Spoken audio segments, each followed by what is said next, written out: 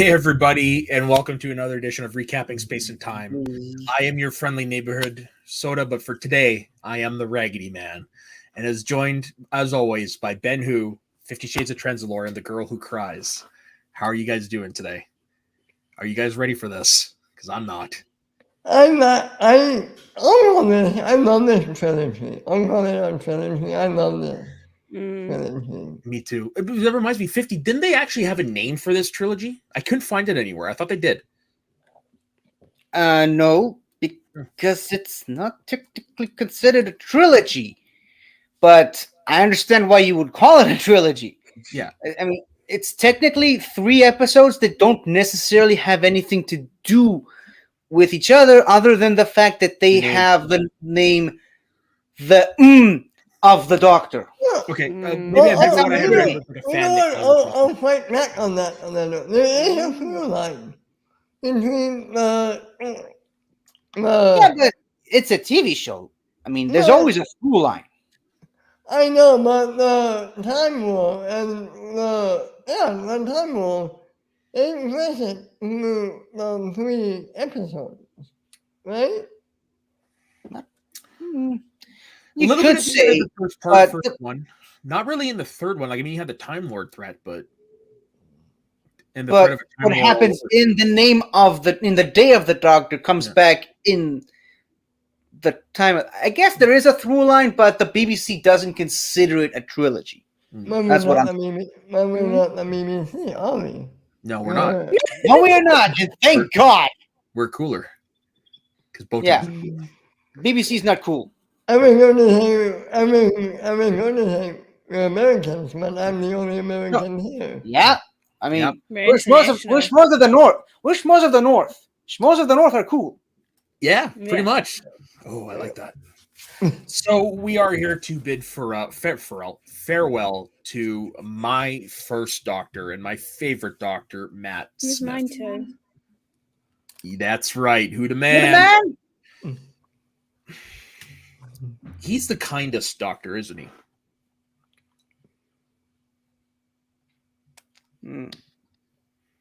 I know. I'm going to it.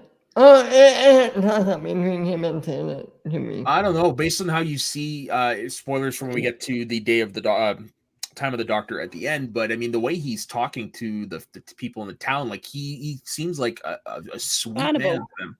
Yeah, but some of the stuff he did prior to that, I would say, don't. I mean, there's a reason why they named an episode "A Good Man Goes to War." Yeah, I think he's the most traumatized of all the Doctors. He's the one that lives with the most trauma. That's true. I think even more than Tennant.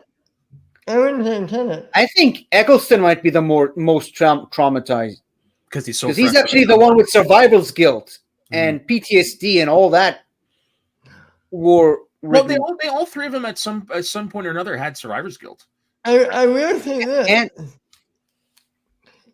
And Capaldi to an extent. Yeah. I think he's the kindest to the companions out of the 3 of them. Oh, well, yeah, no, I'd say that. Yeah. I think he got along with the companions perfectly. More than Hans than Clara. And that other one we don't talk about. Yes, you know what, 50? I'm turning to the dark side about that with you. No, it's not the dark side. You're coming to the light side. Soon you'll see the fuck down. Spoilers. We'll get there eventually. I think eventually everyone starts to see it my way. So, shall we get started then? Yep. You got your tissues, everybody? Yeah, get this party started. Ben's ready to go. So we are going to start off with the name of the Doctor, which was the final episode of Series 7. And this is where we finally discover the mystery of one Clara Oswald. I was waiting for 50's reaction. Yeah. It's just still like... So I'm not going to do like I did with the movie the other night because that was painful. I'm just going to go with extensive. Yeah. So it turns out it was just as, if not more extensive for Day of the Doctor. So I was like, nope, I'm just going to use the Wikipedia synopses. The short version. The short version. In 1893, Madame Vastra and Jenny Flint are given information concerning the Doctor by Clarence DeMarco in return for a stay on his execution. They use soporific drugs or hallucinogenic drugs to hold a conference call through time and space between themselves, Strax, River Song, and Clara in a dream. Foster repeats DeMarco's words, the Doctor has a secret he will take to the grave, and it is discovered. During their conference, eyeless humanoids called Whispermen kidnap Vastra and Strax and kill Jenny. The Great Intelligence tells Clara to tell the Doctor that his friends are lost unless he goes to Trenzalore. The Doctor and Clara travel to Trenzalore, the planet holding his future grave, to save his friends. The planet is covered with tombstones, the result of a great war, while a future version of the TARDIS, having deteriorated and grown to enormous size, stands above the graveyard. The duo are attacked by Whispermen, and an echo of River, still telepathically linked to Clara, helps direct the two to an escape route that leads to the giant TARDIS. Strax, Vastra, and Jenny, who is revived by Strax, are awakened by Whispermen and meet the Great Intelligence. Before you continue, I do want to bring up, because when we first see Jenny and what's her name? Madame Vastra. Madame Vastra. They say, we got to tell Strax, but he's doing the one thing he loves, which is he's not fighting anybody and everybody, right? With shovels, it's a full-on fucking war. And I love when it's like, okay, I got to take a conference call here. Hit me over the head with this and just fucking beats it. I'm going to have to ask you to render me unconscious. Fine by me. Right. You should probably use this. It's going to take a while. Yeah. Yeah. Great. I love Jenny. I love Jenny and Madame Vastra. I got really upset when I first watched this because I thought they genuinely killed off Jenny, and I cried. When she's like, "I'm sorry, ma'am. I think I've been murdered." I was like, "No." Yeah, no joke. I forgot about that, and I got hit with it again on this rewatch because I forgot about that. Oof. The Great Intelligence threatens to kill the Doctor's allies unless the Doctor says his name to unlock the TARDIS doors. The Doctor refuses, but as he speaks, River Song says the Doctor's name and unlocks the TARDIS. Inside, the Doctor reveals a pulsating column of light to be his time stream. The Great Intelligence enters it in order to undo the Doctor's past as revenge for all the defeats it has been dealt. The positive effects of the Doctor's travels begin to be nullified by the Great Intelligence. Jenny and Strax both disappear. Clara remembers the Doctor telling her that she has helped the Doctor in other places in time and space. She enters the time stream to restore the Doctor's timeline. Echoes of Clara fall through space and time and appear in adventures of the Doctor's previous incarnations. Tiffany's favorite, right, Tiffany?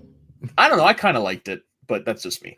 The Doctor enters the column of light to save the original Clara, guiding her from a place where she sees several... Get back in here, you coward. The Doctor enters the column of light to save the original Clara, guiding her from a place where she sees several previous incarnations of the Doctor. This Reunited, the two spot another figure in the shadows, which Clara does not recognize. The Doctor explains the elderly figure is another past incarnation of himself, but what he did in the past was not in the Doctor's name. The figure turns around, revealing himself to be the War Doctor, the incarnation who fought during the Great Time War, and that's where this episode ends. There's one thing I did want to say about the very beginning of this episode. I love it showed how the Doctor got the TARDIS. Yes. And wait, before you continue, was that shown in the previous episode prior? Okay, so that was the first? That was the first time ever in 50 years, okay. Which technically speaking, it's a bit of a retcon of existing stuff that only existed in books, but yeah. When has Moffat ever cared about about any canon in Doctor Who? So sorry, even his own. Man. Well, 50 wallows in his pit of self-despair.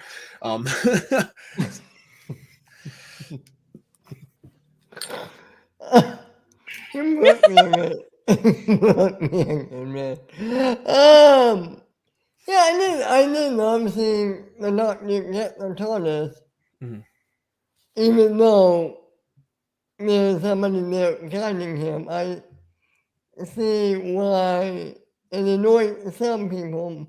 I like that scene quite a bit. That's all I wanted to say. Except for this guy here. No, I personally like that just because it shows, she really cares for the Doctor, and that's why she did it. Now, whether you like it or not, how it happens, it's just unfortunately it's canon now. But probably the biggest through story on here was River's song. Oh, jeez. Calm the fuck down. No, I'm as calm as I'll ever be. The biggest through line throughout this, though, was River's song. Because we knew it was revealed into it, and we knew what happened after her first appearance of the Doctor had saved her consciousness into the TARDIS, and that is what we were seeing here. And throughout the whole episode, she says that the Doctor does not know she is there because she's communicating via psychic link with Clara. Exactly. So he shouldn't be able to. It's not that she knows for sure. He just shouldn't be able to. She should know better, though. Come on. He does a good job pretending like he doesn't. Yeah, that's her husband, though. She should know far better that the Doctor always knows. And that brings us to the first clip. Sentinel! How are you even doing that? I'm not really here. You are always here to me. And I always listen. And I can always see you. Then why didn't you speak to me? Because I thought it would hurt too much.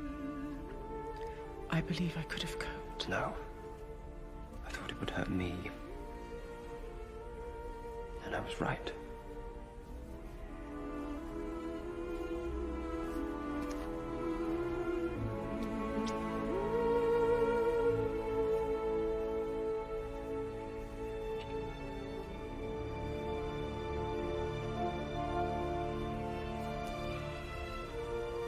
Since nobody else in this room could see you, God knows how that looked.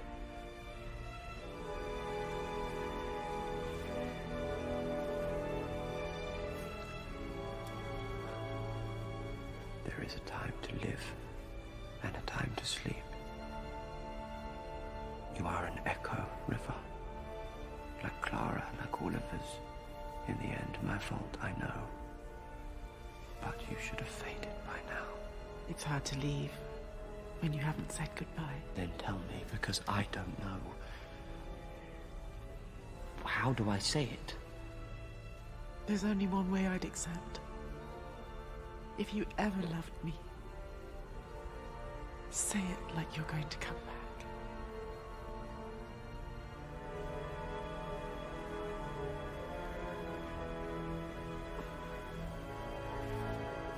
Well then.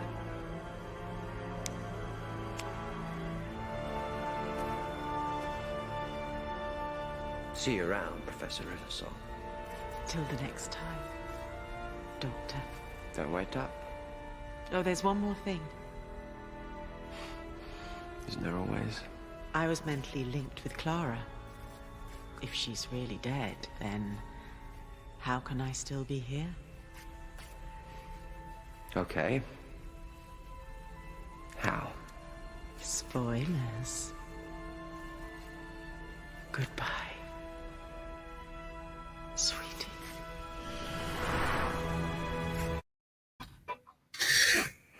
Best written scene between those two, except for 50. 50 apparently hates this episode and everything that comes after it. I love that part. Oh, come okay, on. sorry.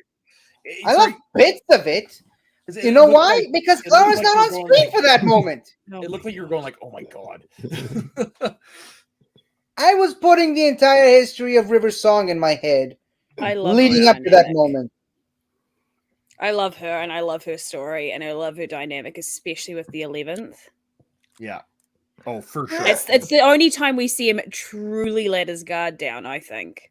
Well, and to be honest, he's the longest she spent the most time with, right? The 11th? Yeah, for sure. Yeah. But Yeah.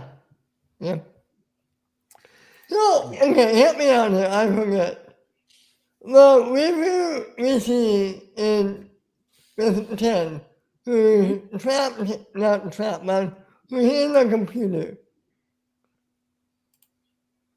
Where is he right now? Is he? We don't see that river again, right? No, this is that was her. Do you okay? So you remember the end of that Silence in the Library 2-parter? How he uploads her consciousness into it? That's what this is. This is that consciousness. She's dressed exactly the same way as we see her in that fantasy world. So where's the real river song? She's in dead. The WandaVision world. She's dead. Yeah, she's dead. She gave up her life to save the people on the library planet. Yeah, this is after that. Wibbly wobbly, timey wimey. Okay. Yeah. They keep meeting in the wrong order.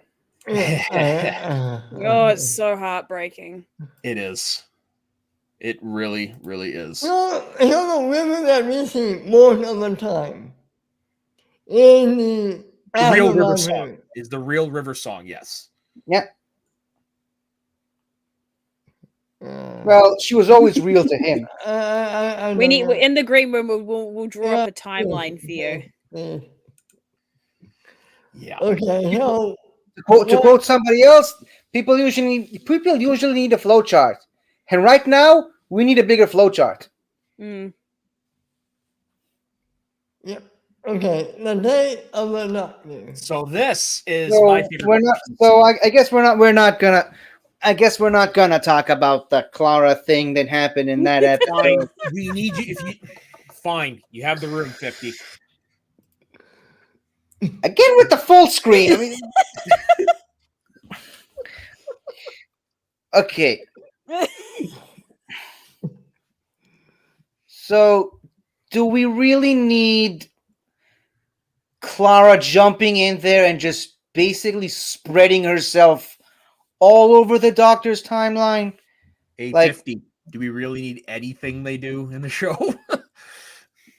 Again, that in my opinion just takes it a step too far. So she was there on Gallifrey when he chose his TARDIS and ran away, and according to the clips we see, she was there in the 5 Doctors when the 3rd Doctor was running away from the time scoop from Barusa. She was there on Iceworld when he randomly decided to hang himself by his umbrella over the edge of a cliff. She was there on Gallifrey when the Master assassinated the Lord President of Gallifrey. She was there in this moment. She was there in that moment. Do we really need her in every part of the Doctor's timeline? Do 50, we really need that? 50. You're forgetting one thing. She goes in there to prevent the Great Intelligence from ruining things. That's why she's there. To save the Doctor from him. So he can go on his further adventures. So yeah, so why not just show her fighting the Great Intelligence? Why do we need to see her in every single freaking moment of the Doctor's timeline? Why does she need to be the one that tells him which TARDIS to pick? Why do we need her? 2013 when this episode came out, and they have to show all the Doctors leading into the 50th anniversary. That's probably the only explanation I can give you. Yeah, but again, she's going in there to fight the Great Intelligence. She's going in there to fight the Great Intelligence. She's not going in there to just to take control over the Doctor's life, which is exactly what she did in that episode. She was like it was almost like she was always the voice in his head. The Doctor never had any original idea. It was always Clara whispering in his ear because he couldn't do anything on his own, which is exactly what Clara did after this episode. To me, it came off as she was just nudging him in the right direction. Okay, so I get where 50's coming from. Like, I can actually back him up on this because what he's saying is it's not like we see the Great Intelligence pushing the Doctor down a different timeline to prevent the events that we're seeing now. What we're seeing, but not really. No, because we never actually see the Great Intelligence do any of those things within his time stream. If we saw that and she was trying to prevent them doing that, then that could have been justified. But it's the fact that there's no great intelligence in that first scene where she's telling the Doctor to take that TARDIS. She's just like nudging him over that way. It has nothing to do with the great intelligence. That's what 50's problem with it is that she's the one that's pushing him into all these different things, not because the great intelligence hasn't done any of it. So it's not, which basically means, which is basically what Stephen Moffat is saying, is that the Doctor never did anything on his own. It's always just Clara telling him what to do. You have no problem with what she did. It's how they did it. Yes. Okay. That makes more sense. That's where I was coming from it with it too. Okay. Yeah, if it was like Xavier and Apocalypse fighting in the office, what's the name of that stupid place? The plane, whatever the hell that name is. That I would have been fine with that. If it was just Clara versus the Great Intelligence, I would have liked that. But instead, they just splattered her across the Doctor's entire timeline, saying that the Doctor never did anything on his own. It was always Clara. And even now, I just started watching the Capaldi season. Every time Capaldi needs to make a decision, he goes back to Clara and says, like, tell me what to do. I'm stupid. I don't know what to do. I'm a 2,000-year-old Time Lord. You're a 27-year-old high school teacher. Tell me what to do. Please tell me. I don't know what to do anymore. And it frustrates me that this is what they've turned this character into. Well, it may frustrate you, but we got another amazing clip. But I get where he's coming from. It's not that she jumps in and saves him from the great intelligence. Yeah. She's the one that pretty much pushes him in every path that he goes down, and that's what 50's problem with it is. It never bothered me. To make matters worse, sorry, Ben, go ahead. I got it. They turned her into Jiminy Cricket, and that annoys you. Well, Pinocchio never really listened to Jiminy Cricket, so but it's not a very good example. But I get what you're saying. I get what you're saying. She's basically just became the voice in his head. And to make matters worse, the Doctor does one of the dumbest things he's ever done. Not saying something when he's jumping into his own timeline to save her. Like, to be fair, call it spade a spade. If it was just Clara fighting the Great Intelligence to save the Doctor, I would have appreciated that. If Clara actually died, she would have been a top-tier companion, in my opinion.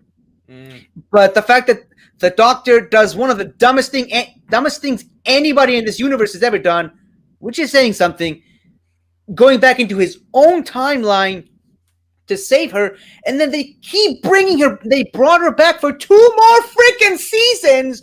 Was it 2 more seasons? Really? Yeah. Yes. And it was 1. And if you watch those seasons, you'll see Stephen Moffat had a very hard time giving up on the character, because she basically became like, that's it, I'm off. I'm leaving you, I'm leaving the show. And then she's back the next episode. And then she does it again. Then she's back again the next episode. And then she dies. And then the Doctor, again, does one of the dumbest things he's ever done, trying to save her. And then she's basically alive forever. So this is what happens when a creator falls too much in love with a character that they created. Sometimes you get Ahsoka Tano, and sometimes you get Clara Oswald. So this is the opposite side of the coin when it comes to Ahsoka Tano. Yeah, this is the negative effect. Sometimes you get a great character like Ahsoka Tano, and sometimes you get a Clara Oswald. But if I'm being honest, I still like Clara for what I've seen with her with Matt Smith. I like the Matt Smith season. Yes, like I said last time, she was good in that series, but then after there's an episode in the Capaldi season that just bums the hell out of me, and I can't wait to talk about that one. It's going to be interesting for recapping. But I'm curious because I saw an episode last night that really bothered me. Well, let's talk about it when it's actually time to. Yeah, we'll get to that when we get to that. But like I said, if she had died there, she would have been a top-tier companion for me. But the Doctor going in to save her, we got a great moment. One of the greatest moments in Doctor Who history, the reveal of the War Doctor. But the road that we took to get there just bothers the hell out of me. Okay. How good was it of a reveal though with John? Oh, yeah, I great moment. Screamed. like out loud. I was just like, oh my god, best reveal, because it just has him, John, and introducing John Hurt as the War Doctor. And I'm like, oh, was it announced prior? I don't remember that. It was announced that he would be in Doctor Who, but no one knew what he was going to play. And then when he turns around and it's introducing John Hurt as the Doctor. Oh. I was like, yeah. I think everyone who watched it live was like, holy fuck. Could you imagine if that episode was in the cinema? Yeah. That would have been great. You mean Name of the Doctor? Yeah. Name of the Doctor. For the reveal alone. Because I was fortunate enough to see that what we're going to talk about next, Day of the Doctor, in theaters. I did too. And like the crowd was nuts for that. See, I could only imagine if they saw John Hurt's reveal, because John Hurt is one of the best actors of all time. Like, he is a legend.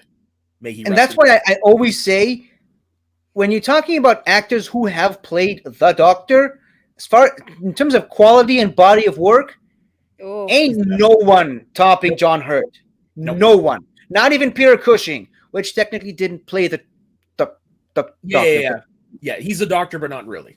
Wait, what? So in the 1960s, to capitalize on the popularity of Doctor Who, is it an American film or is it Hammer? No, it was British, made for TV movies in color.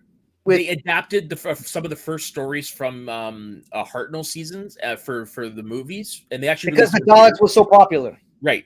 And but they're not considered canon. They're first off, technically speaking, Who. Yeah, and technically speaking, in the Doctor Who universe, they are actually movies based on the Doctor's visits to Earth, which kind of is kind of weird, because both of them technically take place in the future. So how would human movie producers would know to make a movie about that? But whatever. And apparently, the Doctor got one of his jackets from the actor Peter Cushing, who played him. Yeah, and there was two of them. Yeah, and the second one features Bernard Cribbins, decades before he played Wilfred Mott. Yeah. Oh, yeah, you remember Wilf. Oh my lord, she's a cactus. Yeah. Hold up. No. Yeah, it's weird that it always sends you back to there it is. She's a cactus. I clicked on the rubber ball thing and it just shot me straight up to the top. Unfortunately, Bernard Cribbins' wife just recently passed away. Oh. And when he finally released a statement, it made me laugh. Basically, I can't remember exact words, but he's like, thank you everyone for the love and support. She meant my world, blah, blah. He says, now, can anyone spot me a $5? I need it. Basically is what he said. It's like, bravo, sir. Bravo. That man. Yeah. It's going to be a sad day when he dies. He's an international treasure. He was the first. Yep. Okay, so now we're on to... It had to be him. Fuck. So now we're on to the Day of the Doctor, the big 50th anniversary special, which I have the poster framed for behind me. Oh, yeah. Yeah.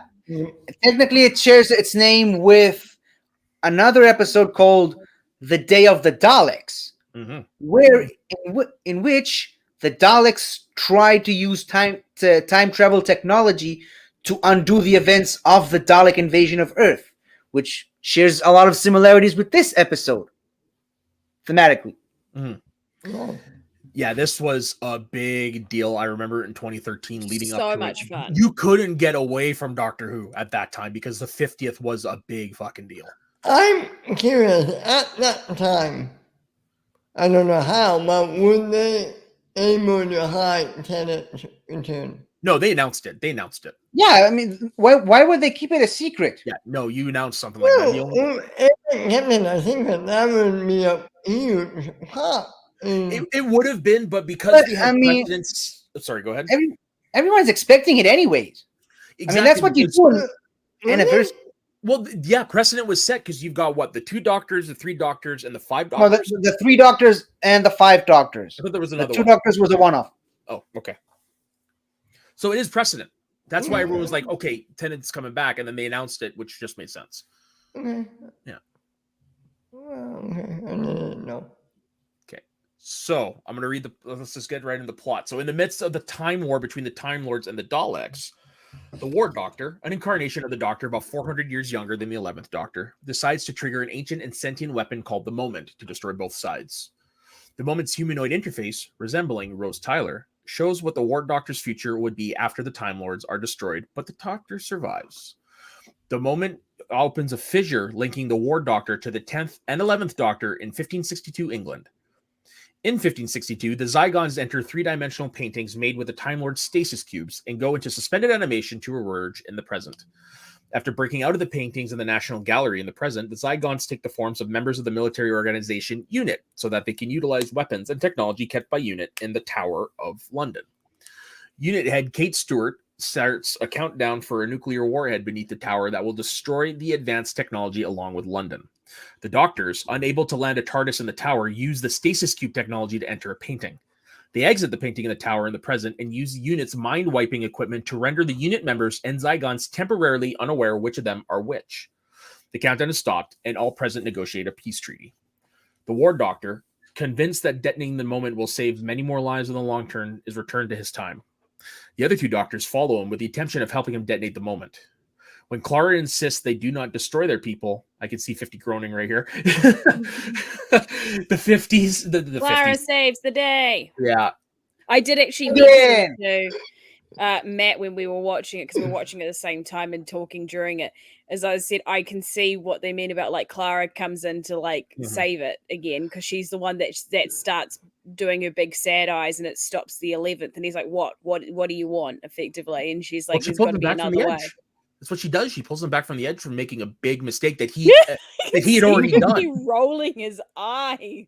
Yeah, I could feel it all the way up from him. Yeah, and then John Hurt, the legendary John Hurt, is talking to David Tennant and Matt Smith and saying, "If I was half the man you are, Clara Oswald."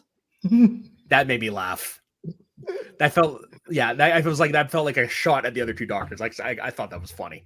And then even the 10th Doctor was like, "Look after him, Clara." It's like, come on!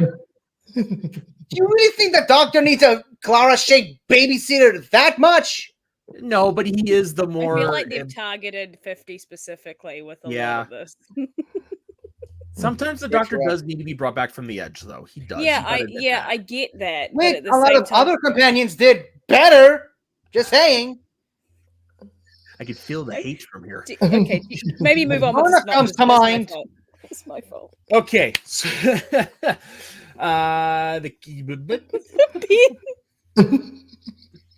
when Clara insists they do not destroy their people, the Doctor devises an alternate solution. The Doctors, which he comes up on his own. Yes. Just saying. They all have a little psychic link moment where they're like, "Oh, that's brilliant." Yeah, which was pretty good. Yeah. Oh, this next scene. The Doctors, aided by 10 of their other incarnations, plan to use the stasis technology to freeze Gallifrey in a pocket universe. Oh, just really. Are you okay, 50? You look like you're in pain. This is the good part. No, this is okay. By himself. How's your blood pressure? You okay? This is the part where they go, "Oh, there's all 12 of them," and they go, "No, 13, and all you see, and you just see his eyebrows, and it's just like eyebrows. Nobody knew it was coming. No, nobody. We were not. None of us were. But he was announced at that point. But no one is expecting it. No. Still. It was. I know. I'm gonna hate to bring this up, but it was kind of like when Clara first appeared in the Snowman, because at that point she'd been announced as a companion, but nobody was expecting her to appear in the first episode of season 7, the one with the Daleks, where she played Oswin. No one was expecting that. So and the funniest thing is, I don't think it was as good as the hype of that, though. No, it wasn't. But it's comparable. Where shit, she's here. Like same idea. Yeah, but the funniest thing is, when they talked to Peter Capaldi in an interview about it, he was like, "Oh, you were great in the 50th." He was like, "Well, I didn't really do much. All I did was just." Yeah. And that's it. The theater exploded, the one I went to. It I don't know if I even heard the next 5 minutes of what happened in that, because everyone was just screaming because it was something that no one expected at all. Okay, I have a question. It was a great scene. I loved it. Are you wondering how the 13th got back to that moment? No. Okay. My last question. Would that scene have felt more better if they actually got Eccleston to come back? Because that was so clearly used for it. But that's They- where the War Doctor came in. Yeah, they War wanted Doctor to bring created- Eccleston back, and Yeah. Eccleston said, "No, fuck off." So And then that's they why brought they in John brought Hurt. as the War Doctor. I was To like, be "Oh, honest, okay, I'm you're- kind of glad. I'm kind of glad he did it because we got the War Doctor out of it. Yeah. yeah." No, if Eccleston came back, it wouldn't mean that. Correct. If they had approached them when he said yes when they first approached them, we wouldn't have John Hurt. So Okay. Yeah. I'm kind of glad. It was kind of an FU. It was kind of an FU by the BBC to Eccleston. So it was like, "Oh, you're blowing us off? Okay, we're gonna get the best actor in the world to play a part you're refusing to play." You know, that actually makes sense. Because if Red Eccleston, that Wars would have made more sense. And thinking here, but having him even John Hurt, yeah, it was great. But Unless you have it set before Eccleston meets Rose. Which but, that's how it happened. He Mhm. did the Time War before he met her. no, Yeah. but it was Wars with Hurt, because it was supposed to be Wars. Matt Wolf. It was Matt Wolf with Hurt. But because here's the one thing you're all overlooking. It wasn't Rose. No, was I bad know Wolf. that. It was never No, Rose. I know that too. I forget her name. I'm sorry. Bad Wolf, the moment. Matt Wolf. I specifically Wait. chose this form for you. It's from your past. Or is it your Right. future? I always get those Yeah. mixed up. Oh, no. Okay. And I love Yes, I ma'am, love yes. it when they come up with the idea and he's like, "Oh, Bad Wolf girl, I can kiss you." And she's like, "Oh, believe me, it's coming." Yeah, and what was the tenant's like? Did you just say Bad Wolf? Bad Wolf. And then they completely glossed over it. Brilliant. Oh, fucking brilliant. Yeah. When Gallifrey disappears, the surrounding Dalek warships would obliterate themselves in the inevitable crossfire. After Gallifrey disappears, the Doctors and Clara return to the gallery, unsure whether the plan worked. The War and 10th Doctors realize they will not remember what happened. They will continue shouldering the guilt. The War Doctor begins to regenerate after leaving, and hinting that the plan worked, the gallery's curator, who resembles the Doctor's fourth incarnation, reveals to the He 11th is Doctor. the Doctor. He He is. doesn't resemble him. He's the Doctor. If I were you, Who or knows? perhaps I was you. Or perhaps I was you. Or perhaps you are me. Congratulations. I love that. No. Congratulations. Who resembles the Doctor's fourth incarnation, reveals to the 11th Doctor that one of the three-dimensional paintings is called Gallifrey Falls No More. No more. No more. No The 11th more. Doctor No vows more. to find Gallifrey credits. Dude, I'm gonna. And all 12 of them are standing I can see that. I can see your Yeah, hair standing yeah. on end. Yeah. Although when you look at it, the CGI is effed because it's like you can tell like they just put the random face on a guy looking up and it doesn't quite fit on a few of them. Mm. But it was a pretty Try cool- all of them. for a long time. that Except was for like- maybe Hardno. Oh, of course. But no, it was a great way to end Yeah. it to You honor. couldn't the have 50 ended it years. more You perfectly. couldn't have. And also, fun fact, something that not a lot of people know is that when they're in the under gallery and there's all these statues with the tarps on them, that's actually the other three Doctors who couldn't be in the Yeah, The because they episode- did the 5 Doctors ish or whatever the hell it was called. 5-ish Doctors reboot. Yeah, that was just for the fun of it, but they were actually there in really? that episode. Yeah, they were actually physically on set with those tarps on them. Wow. Wonder why. I don't know. They wanted to be there, but I guess Moffat just didn't have a right part for them to play in, so he just put them sense. there. That's a shame. And- Yeah, and call it spade to spade. The 5-ish Doctors is really those three Doctors trying to get a part in It's the funny. special, and It's great. and Stephen Moffat keeps ghosting them. They're really good friends. They have really good relationship. It was all done for the fun of it. Oh, That's of course. So Don't treat that as anything serious. I want to highlight 10 final words. I don't want to go. I don't want to go. Yeah, Oh, this he time says referencing that. Trenzalore. And then 11 goes like, yeah, he always says that. Yeah.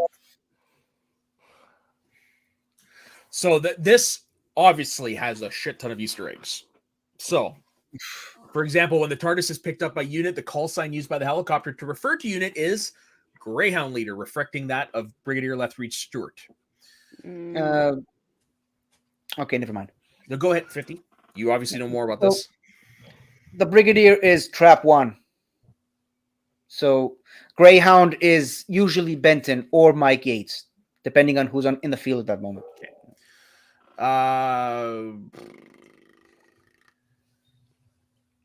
The 10th Doctor's era is also heavily revisited. His marriage to Queen Elizabeth I, mentioned in the Shakespearean Code, and the end of time is finally depicted. Mentions the fall of Arcadia in Doomsday. And when the 11th Doctor tells Clara that the situation is timey-wimey stuff and the War Doctor ridicules him for it, the 10th Doctor remarks, I have no idea where he picks that stuff up from. Yep. Even though he was the first to use it. When he leaves after learning of Trenzalore, of course, I don't want to go. The 11th Doctor tells Clara that he always says that when his TARDIS leaves. The moment device was originally mentioned in The End of Time, but it had not been explored in depth until now, when it takes the form of Bad Wolf. The Tower of London's Black Archive, it has photographs of the Doctor's many companions. Additionally, River Song's high heels from the time of the Angels, Flesh of Stone, the main mask canceller from the second series final Doomsday, a Supreme Dalek head from the fourth series finale, The Stolen Earth, Journey's End, a Dalek Tommy gun from Daleks in Manhattan, the restraining chair which held both the Master and the Doctor in The End of Time, and a Cyberman head are contained within the archive, as well as the Vortex Manipulator donated to Unit by Jack Harkness. And the Black Archives was also seen in the on one of his deaths. From one of his deaths. I forget, and I'm sorry I forget. I'm really was whoever in this? No. Should she have been? She should have been. I agree. She should have been. Yeah. But you forgot about my favorite Easter egg. Hey, look! The round things. I love the round things. I'm coming up to that. What are the round things? No idea. Redecorated. Yeah, that was a crazy. Which is a reference to the first ever 10th anniversary. The three Doctors. Yeah. Oh, I see you doing the funny stuff of it. I don't like it. Right down to the look on his face. He looks tries his best to resemble fucking I don't like it. Troughton, yeah. I would have appreciated more if Moffat didn't use that line 3 times. Yeah. But that's just me. There's a point where it just becomes overdoing it. It's Here we no go. longer an Line from Easter egg. serials reappear in the special. The Doctor resurrects the phrase reversing the polarity associated with the Doctor to comical effect, which I like that because you're reversing the polarity, you're reversing my reversing. I'm reversing it back. We're confusing the polarity. Confuse the polarity. Which, by the way, I was going to say, Joss Whedon actually brought that line into the first Avengers movie. Iron Man says it. If I can reverse the polarity of when he's fixing the helicarrier for 30 minutes. Yeah. Gotcha. In trying to compensate for the presence of 3 Doctors who utilize different console rooms, the 10th Doctor's TARDIS console briefly changes to the War Doctor's console room, seen again later in the episode before setting on the 11th. The 10th Doctor comments upon the 11th Doctor's TARDIS console. Oh, you redecorated. I don't like it. I don't like it. Which was used by the 2nd Doctor speaking to the 3rd and the 3 Doctors, and later reused by the 2nd and 11th Doctors respectively in the 5 Doctors in Closing Time. Yeah. One of the War Doctor's final lines of dialogue prior to regenerating is wearing a bit thin, echoing some of the 1st Doctor's final words prior to regenerating at the end of the 10th planet. This old body of mine is wearing a bit thin. And of course, there's plenty more, but... Yeah, but something about the ears. I hope the ears are a little less conspicuous this time. Yeah. Keep hoping that. No, it's still swing and a miss. It's still my favorite piece of Doctor Who to watch is the Day of the Doctor, and it's considered by many to be the best anniversary of the show. Of course, because you had a fan doing it. Yeah. And which could go very wrong, but in this case, it didn't. It worked, yeah. But here's something we all forgot to mention in our last episode and almost in this one. Finally, the hexagonal shape of our intro makes sense. It's the shape of the stuff on the walls of the TARDIS. It's the new round things. Yeah. And also, how great was the new intro for Doctor Who? Great. We got this. I mean, which one? The title sequence for the beginning of each episode in the second half of Matt Smith's. Yes. Do you just skip the intro as soon as the music starts, or do no, I had with intro. Me personally, I like the parties better. No, I'm talking the intro of Matt Smith. Second half of series 7, which was used for the name of the Doctor and the time of the Doctor. I like it personally because it was my first. I'm partial to his first one, but no, I did enjoy it. But I will admit to this: I watched them for the first couple times, and after like the third episode, whatever, is when I started fast forwarding through them. Well, to be fair, it's not as great as the other Matt Smith thing. I would agree. We don't really need that, but it's not the first time that a Doctor an iconic Doctor gets a secondary title sequence, least of all during an anniversary year. So that's why they changed it. And it also brought back a trope that I wish they kept, but it's showing the Doctor's face. Well, they did for Capaldi, didn't they? Yeah, but they didn't do it for Whittaker. Yeah. Which kind of bums me out. They used to do that for every Doctor from Troughton all the way to McCoy. But they just stopped doing that for some reason. So it is time to talk the time of the Doctor. Yep. The final episode. Not the final appearance, but the final episode of Matt Smith. Yeah, that one. Now that final appearance. Oh my God. You've upset 50 again. Come on. Apparently it's not that hard. Yeah, it's again. Don't you dare play that.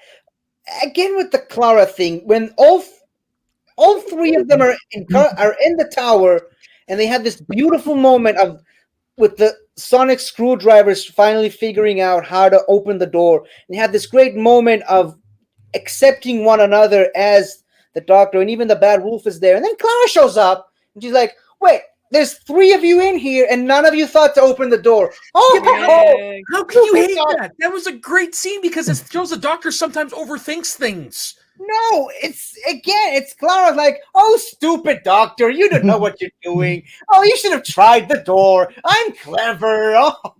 Okay, so we're on to the time of the Doctor. Hey, are you done? Did you put him in timeout? I did. For like 2 seconds, and he didn't even notice. Breathe. So it didn't work. Breathe. Zen yourself. Goose father. Yeah. I'll make you laugh before we get on. Dad, I'm 31. I don't have a Christmas list anymore. I do. Kind of how I feel sometimes at the end of his rants. I think he almost wants to do that as opposed to Who, 50 or Rory? both. Yeah.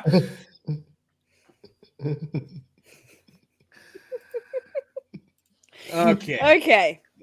So get the fucking tissues ready.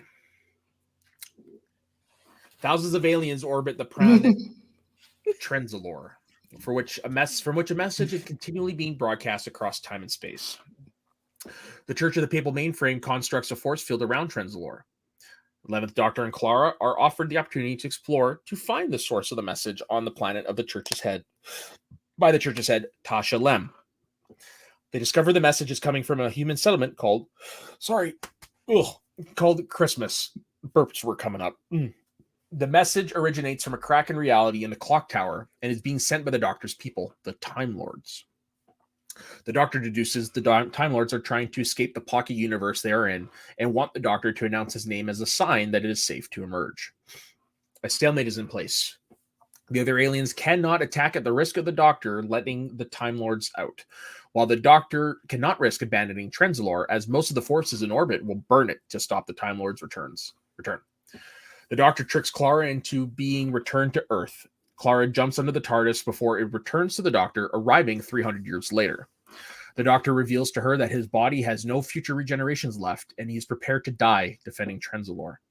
The two discover that the intervening time, the papal mainframe, have renamed themselves the Church of the Silence, and that a chapter of the Silence broke off to try to interfere with the Doctor's life, which includes them unwittingly creating the crack in the tower. After rescuing Tasha Lem from the Daleks, the Doctor tricks Clara again into being returned to Earth as much as even more centuries pass. The Daleks remain the only aggressors against the Doctor and the dwindling forces of the Silence. Tasha eventually brings Clara back to Trenzalore as the siege finally comes to a conclusion. The Doctor is dying of old age and cannot stop the Daleks' attack. After saying goodbye to Clara, he goes to the top of the tower to face his enemies, and we get this great moment. You have expended all your lives! Sorry? What did you say? Did you mention the rules? Now, listen, bit of advice. Tell me the truth if you think you know it. Lay down the law if you're feeling brave. But, Daleks, never, ever tell me the rules! Emergency! That's how I imagine Matt Smith will be like in reality when he's an old man. Mm-hmm. Yeah. He's eternally young.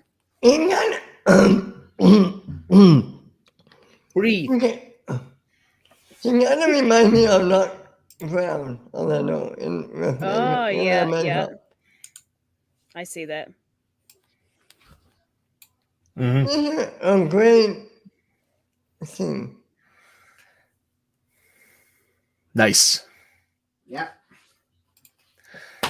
Clara speaks to the Time Lords through the crack, begging them to help the Doctor. The crack in the tower closes and reappears in the night sky. Regeneration energy flows from the crack and into the Doctor, granting him a new regeneration cycle.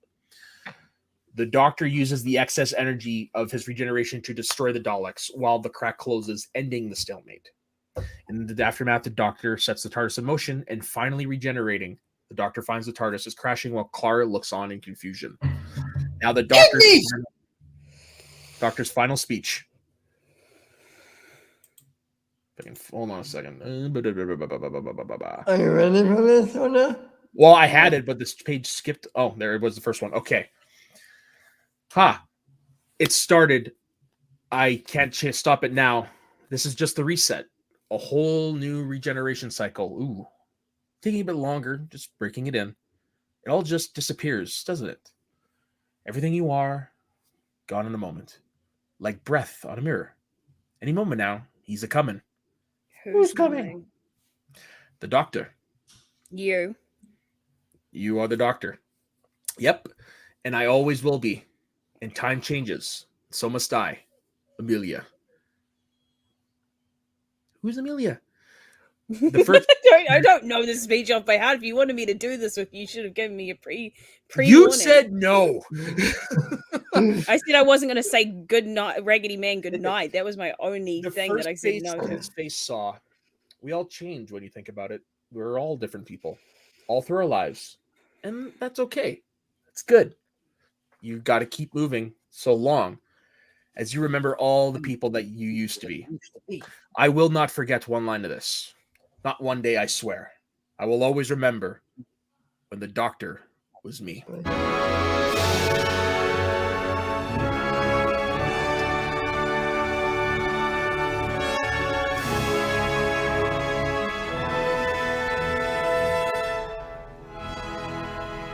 Raggedy Man.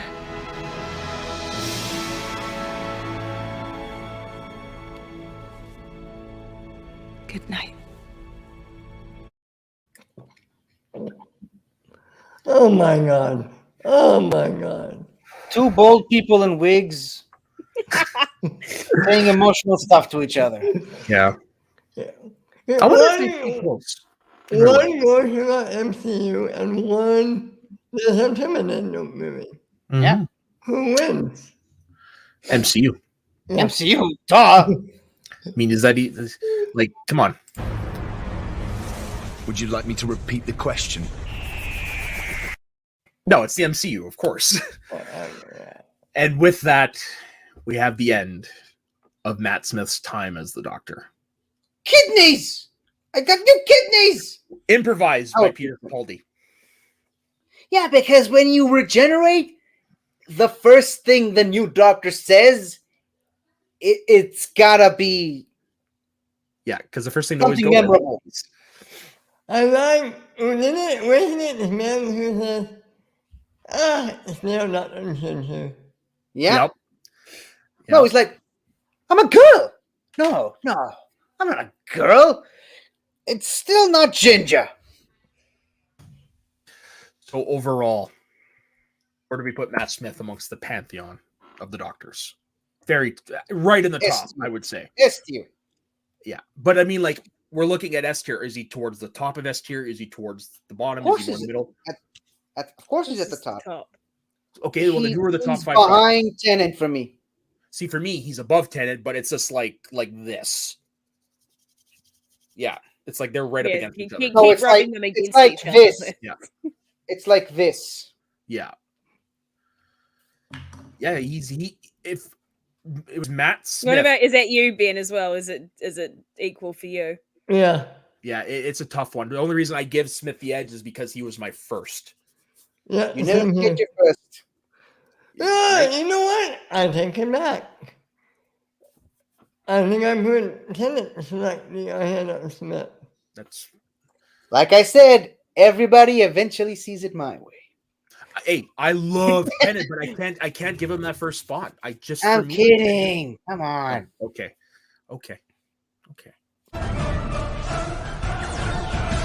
Hello.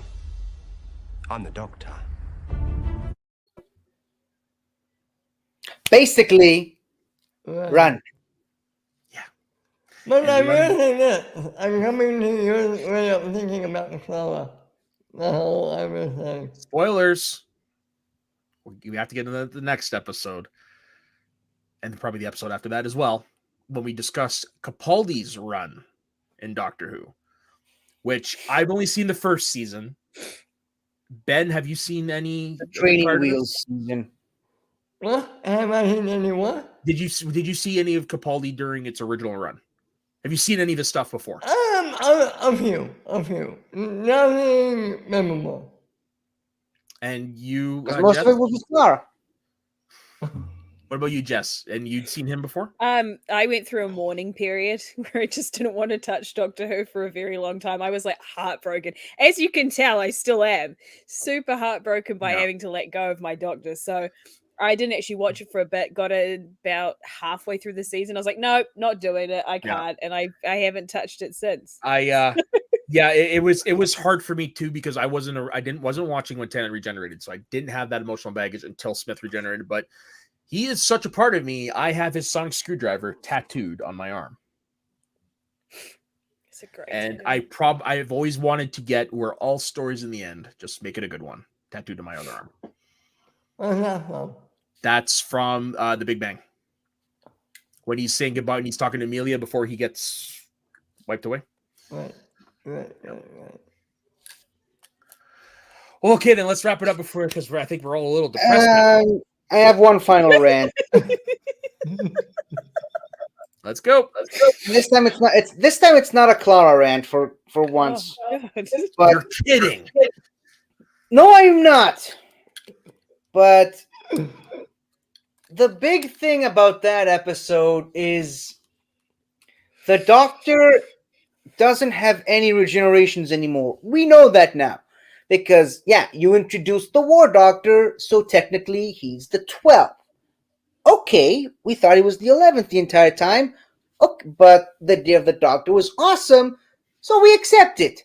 Okay, then you sort of made truth of the fan theory that existed for years now that when Tennant sort of regenerated into his arm, that was another regeneration because people at that time, there was a big debate about that. So technically, Matt Smith is the 13th. So, okay, so you went through all of that because you desperately wanted that moment for yourself, Stephen Moffat. You desperately wanted Matt Smith hate to... Moffat, don't you? I love Moffat! Don't get me wrong! Okay, I love Moffat! He does some stupid shit sometimes. Okay? You desperately needed Smith to be the 13th so you can have the moment of so you could be the one to say, I'm the one that broke the mold. I'm the one that went beyond 13. He wanted this to be on his Doctor Who legacy, to be the one to go beyond 13. Okay, so why the hell was Smith regenerating in The Impossible Astronaut? After the astronaut shot him, he started regenerating, and then the astronaut shot him again. Where was all that?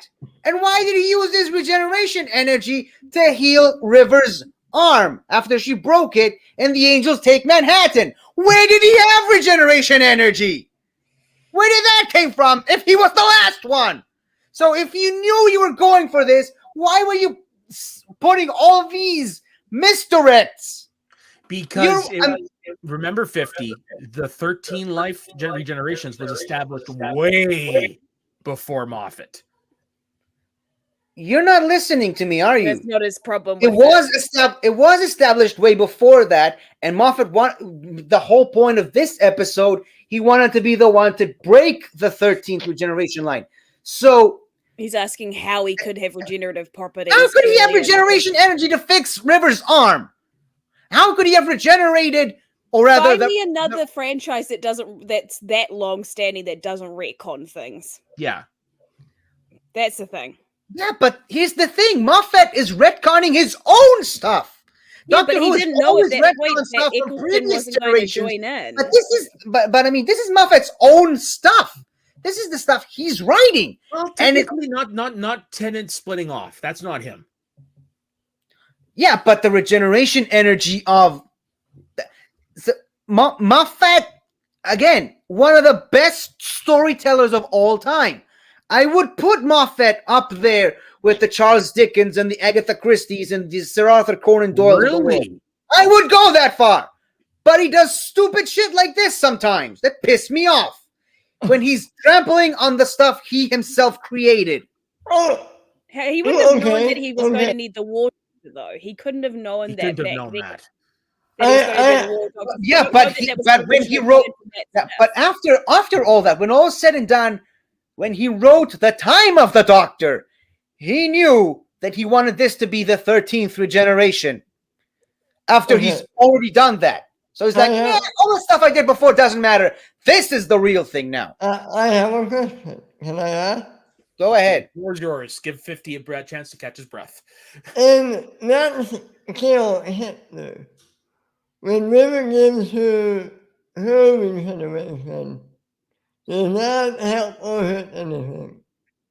It's to save him from dying at that moment because she used a poison that specifically suppresses regeneration. Which, thank you for bringing that up. She killed him, suppressing his ability to regenerate, which we later found out he couldn't do anyways. Again, Moffat, what's the deal? Which, I'm going to end this by saying this, which only helps to strengthen the timeless child idea. Now, I know people hate that stuff. I know people don't like to talk about the timeless child, but if the timeless child theory is correct, then it makes sense. Then the Time Lords didn't actually give Matt Smith new regeneration energy.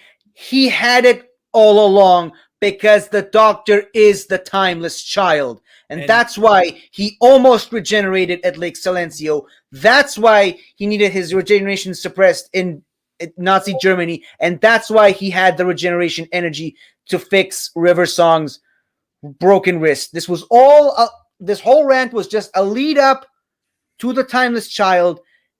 And I know people hate that storyline. I'm not a big fan of it myself. but it makes sense now. The Timeless Child does make sense, and if you want it, it could be used to fix a lot of other mistakes. It made a pretty big one, but it can be used to fix a lot of other mistakes. That's all I'm saying. The first thing you need to know about the Doctor, 50. The Doctor lies. And on that note, another thing that Moffat set up himself to say. Hey, okay. Before we go any further, 50, where can everybody find you? You can find me on much more calm videos on my own personal YouTube channel, 50 Shades of Geek. You can find me occasionally on Twitch, 50 Shades of Geek. You can find me recapping the greatest show in the galaxy with these wonderful people here every Monday on Recapping the Past. You can also find me on Get Sweaty every Sunday with Matt and Ben. You can find me occasionally on Let's Talk About Star Wars, on Mount Modon, on the Old Time Taco Stand, whenever that happens. And you can also find me at my Patreon, patreon.com/Pokemon Star Crossing Crescent, where I design a Pokemon game based on Israel. And the girl who cries, where can everybody find you when you're not in tears? I, like Clara, have split myself across this channel, so you'll find me. Sorry, 50, I had to. You'll find but me I actually like you. Oh, good. Yay. You'll find me scattered across this channel, or you can follow me on Twitter when I occasionally tweet at Adopted Elephant, or you'll see me on the next one on here. Mm-hmm. Ben Who, where can everybody find you? You can find me at my Twitter @Ben_radio. Recapping this, shooting the breeze, getting sweaty, melt the snow down. I'm really taking over this channel. It's going to be Ben's Bows of the North. Yeah, he's got to fight me for that. Ben. On just as many Ben's of the North, you watch. They're everywhere. Just had a second Ben on this channel last week. As for myself, you can find me at my personal Instagram. Does Ben not get a look in now? What? Go on, Ben. What are you going to say? What happened? I think you broke Ben. Not intentionally. When do we ever break something intentionally? That's true. So as for myself, you can find me on my personal Instagram and Twitter at soda_the_saxman. You can find me pretty much on almost every show on this channel. Saturdays, I usually produce Let's Talk About Star Wars, which is on another 2-week hiatus right now. We have the all-night taco stand happen on Thursday, where all of us at one point or another was on there. Some great guests showed up, some great conversation. Definitely check that out. And it is going to be becoming a regular-ish occurrence, so there's more down the line. So on behalf of everybody here, and I also don't want to forget, I do host a wrestling podcast every Wednesday called The Squared Slice, where me and Dustin Dubuque, we talk about the past of professional wrestling. So on behalf of myself, 50 Shades of Trenzalore, The Girl Who Cries, and Ben Who, stay sweaty, everyone, and good night.